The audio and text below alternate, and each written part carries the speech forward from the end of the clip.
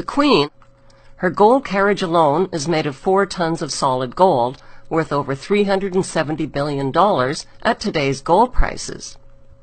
The Bank of England Nominees Limited was established to hide the Queen's investments. Secrecy about her wealth protects her. Government and banking officials inform the Queen about where to invest her wealth.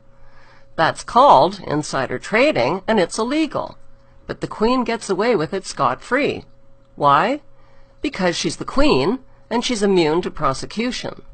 The Queen owns more than 300 residences, including castles and palaces, crown jewels, over 27,000 masterpieces, prize racehorses, and a fleet of Bentleys and Rolls-Royces.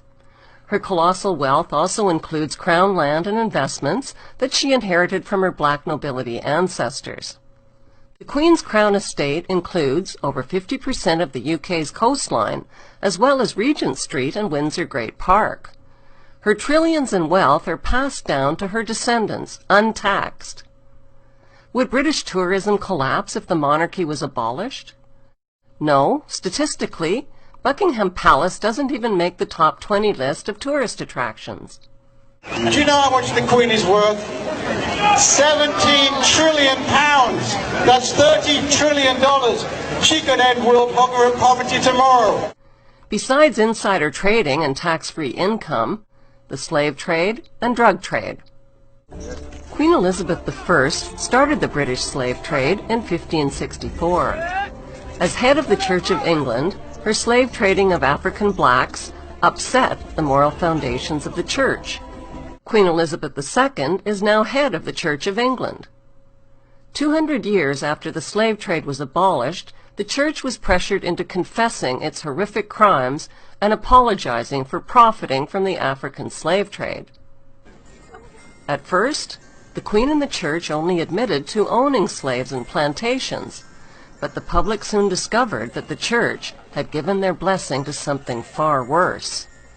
The Church had approved the beating, mutilation, rape, kidnapping, and murder of tens of millions of Africans by declaring that Africans had no soul.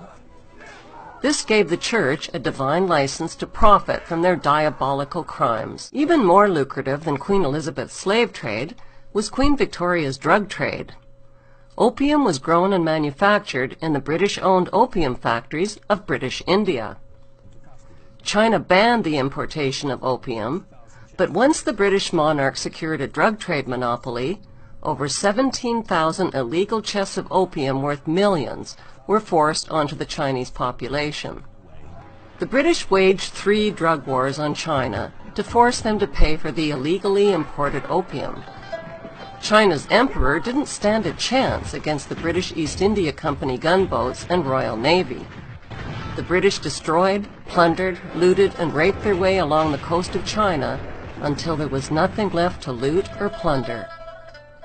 On August 29, 1842, the Treaty of Nanking forced the Chinese government to pay £15 million to the British merchants to open up its ports to opium trade and to cede Hong Kong to the British.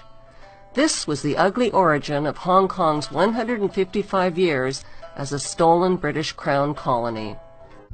There are people who believe that they have a God-given right to rule over others. They believe that their outward appearance is superior to all others.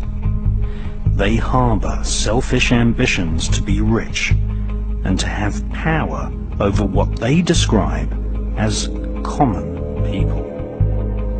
They lie, cheat, steal, strangle, stab and slash their way to power. They believe that their actual willpower, what the British occultist Aleister Crowley described as the will of Thelema, the royal will, must be obeyed. Literally millions of people have been slaughtered at the behest of the royal lust for war, and thousands of people have been assassinated so that demonic dukes and killer queens can reign supreme.